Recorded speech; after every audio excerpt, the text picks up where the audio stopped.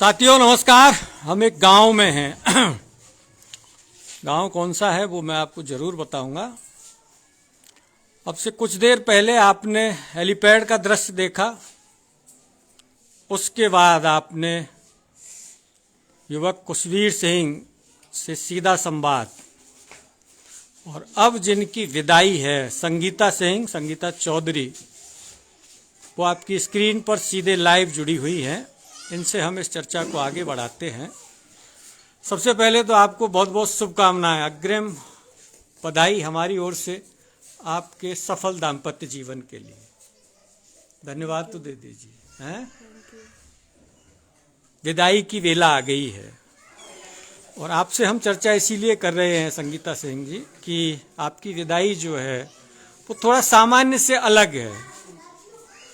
एक जमाना था जब देश में, समाज में डोलियों में बेटियों की विदाई होती थी। वो डोलियों से चल करके वो विदाई अब बड़ी बड़ी 4 व्हीलर गाड़ियों के रास्ते से उड़न खटोलों तक पहुंच गई, हेलीकॉप्टर तक। कैसा अनुभव कर रहे हैं आप?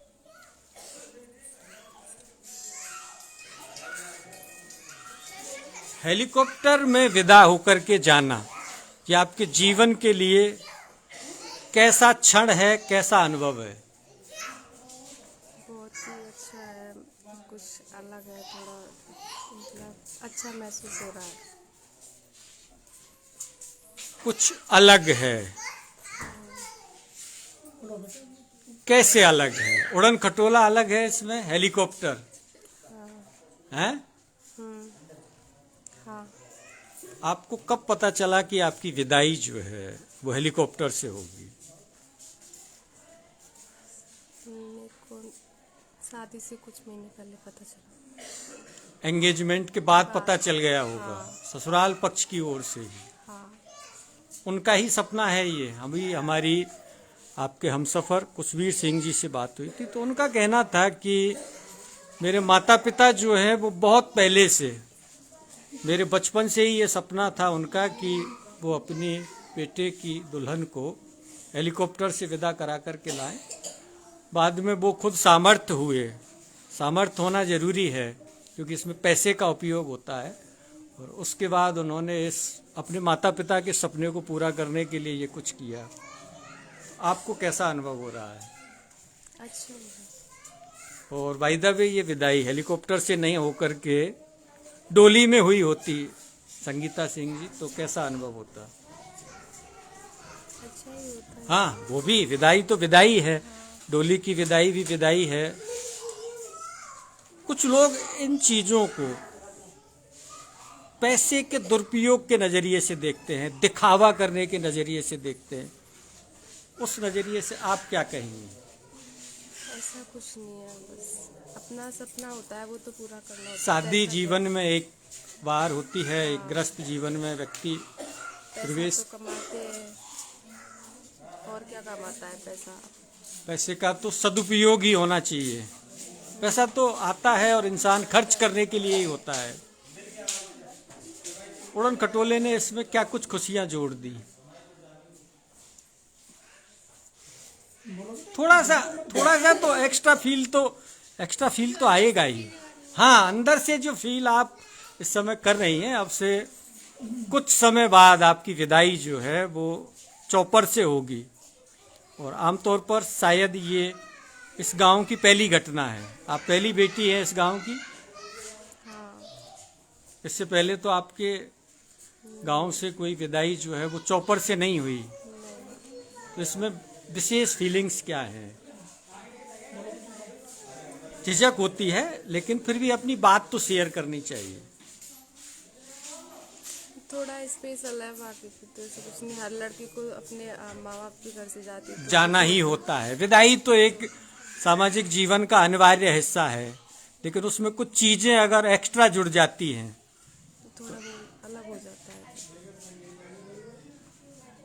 अलग यादें जीवन के लिए रहेंगी।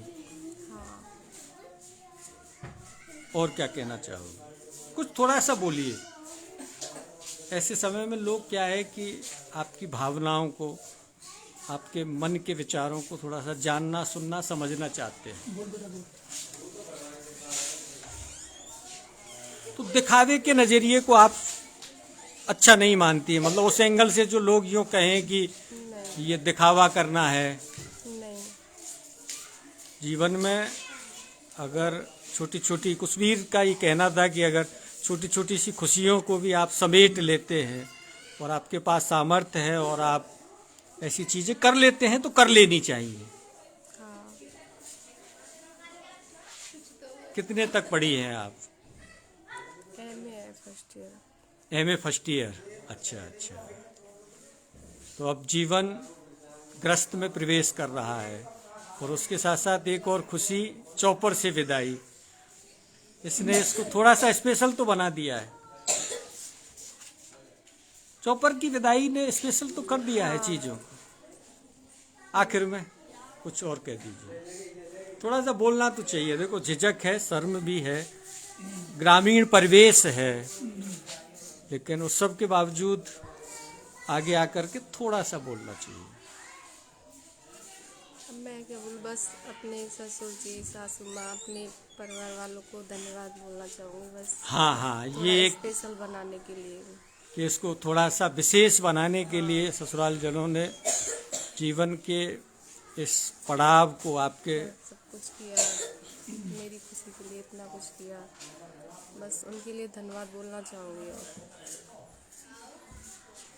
साथियों, संगीता अपने हमसफ़र, उनके माता पिता जिनकी आंखों ने ये सपना देखा था कि उनकी दुल्हन की, उनकी घर की बहू की विदाई जो है वो चौपर से हो, उड़न खटोले से हो, उन सबको धन्यवाद बोल रही हैं। और नेचुरल सी बात है, ग्रामीण परिवेश है, स्कूलों में कॉलेजों में भी बच्चों को बोलने का उतना अवसर नहीं दिए जाते हैं कि ताकि वो बेझिझक होकर के बोल सके।